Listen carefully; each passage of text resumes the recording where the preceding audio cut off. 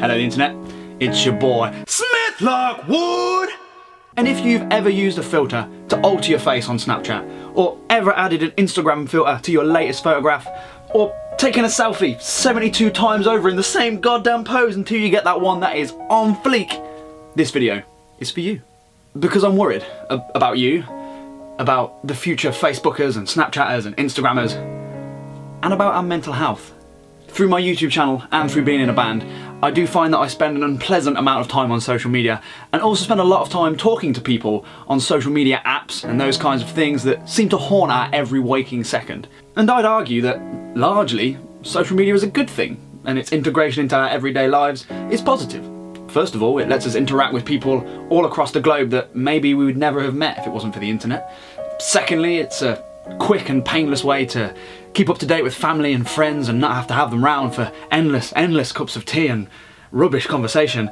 And thirdly, it finally gave us something to do on those awkward ass train journeys and bus journeys and tube journeys where you have to sit next to a random stranger and talk about awful things like the ever increasing price of Freddos, which is f***ing outrageous, by the way.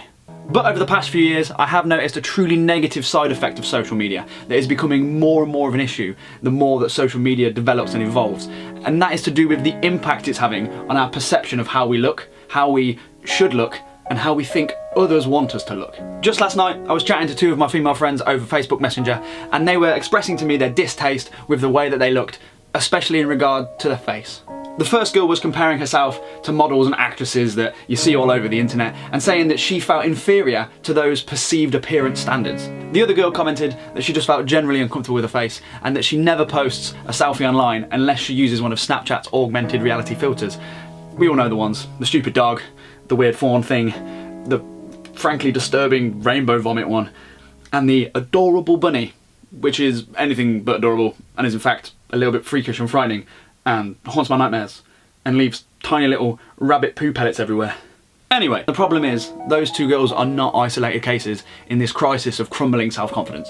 Literally every day I see someone post a profile picture or an Instagram photo and it has one of those strange floral crowns on, or it has some kind of airbrush effect applied.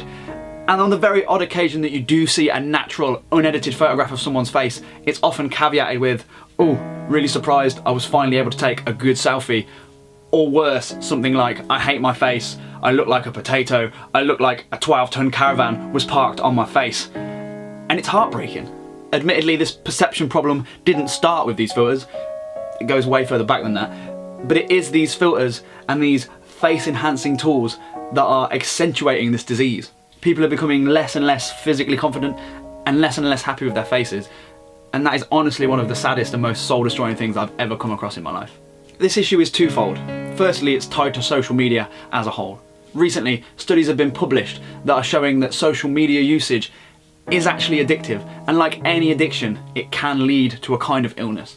In 2009, Facebook introduced the like button, which in principle is a fun and friendly addition to the social media website. It added an element of positivity to this personalised online timeline where people could share their support for your posts, photographs and events. Then, in 2010, YouTube introduced its like and dislike mechanism that still exists to this day, and later on in 2010, Instagram was launched with the love heart like system already built in. And though the origin of these harmless little buttons came from a place of positivity, the programmers could never have anticipated just how valuable these insignificant little icons would become to all of us in the years that followed. After all, what do many of us do when we wake up in the morning?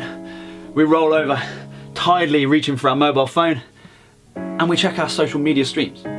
But more importantly, we're looking to see if anybody has liked our most recent post, or how many people have liked our newest photograph. When we post a new selfie on Instagram, we long to see those love hearts racking up and hitting the double or triple digit dimensions. But if it doesn't quite reach the level of gratification that we were hoping for, we start to feel like maybe we did something wrong, or that maybe we didn't look as good as we thought, or as good as we think other people want us to look. And that's when the disease really starts to kick in. In psychology, this phenomenon is known as gamification. Gamification is when you add something that you usually find in a game, such as a points, scoring or reward system, to a real life situation or something that isn't a game. In the case of social media, we get rewarded with either a thumbs up or a love heart or some kind of smiley face if we post something that is pleasing or likeable. to other people.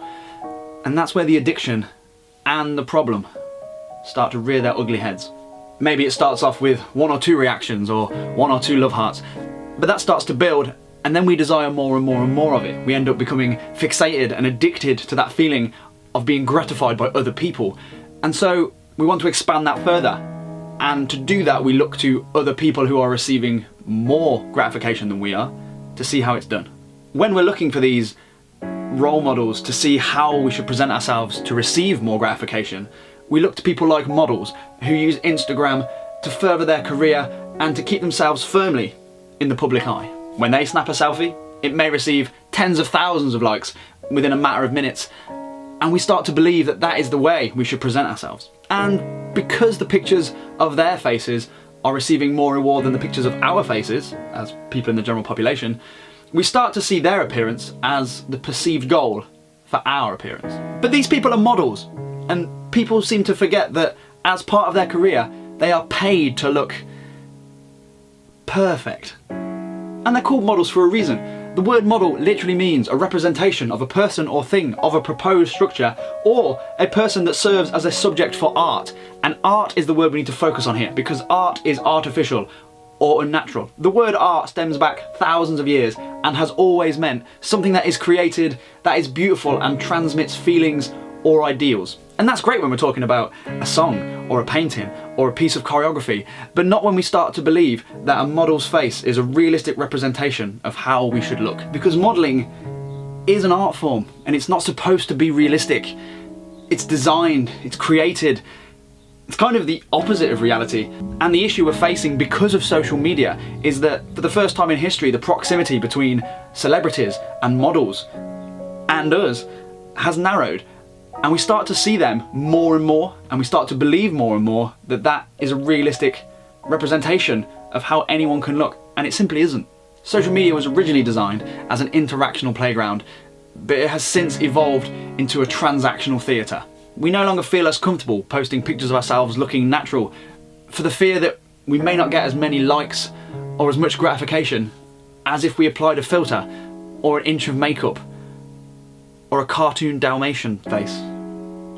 But the truth is, applying these filters and falsehoods isn't more attractive than your real face. And yes, I'm talking to everyone watching this video, male or female, young or old, because the most beautiful thing a person can be is themselves.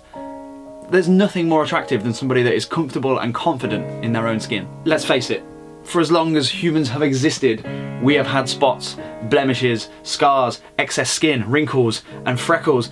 But for thousands and thousands of years, we just had to shut up and deal with it. And you know what? People didn't mind. People were still attracted to one another.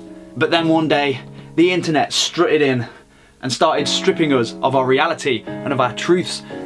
But we don't have to let it do that. We don't have to let these picture-perfect models or airbrushed bodies bring us down, because, and I'm being honest now, there is not a single person that I've met in my life that I've looked at and thought, man, you really need a stupid filter on that face. Because that's just not how we work. And I can guarantee you that if someone loves you or cares about you, be that a family member, a friend, or an internet acquaintance, they would much rather see your stunning, filterless face smiling back at them than some pretend painted one doing the duck face.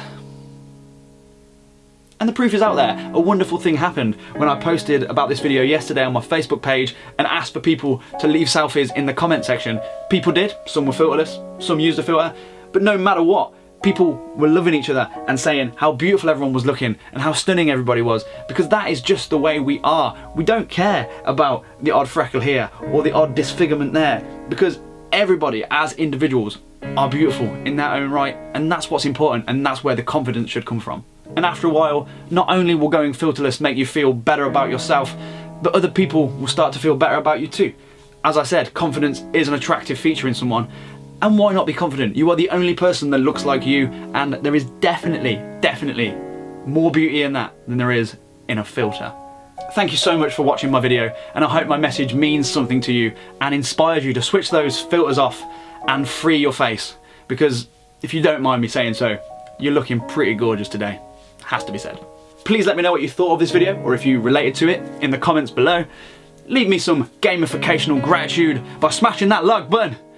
And if you want to see my filterless face ramble on again in the future, be a sexy little superhero and click that circle over there, and that will subscribe you to the SmithLockwood channel. I'll see you in the next one. Love you guys.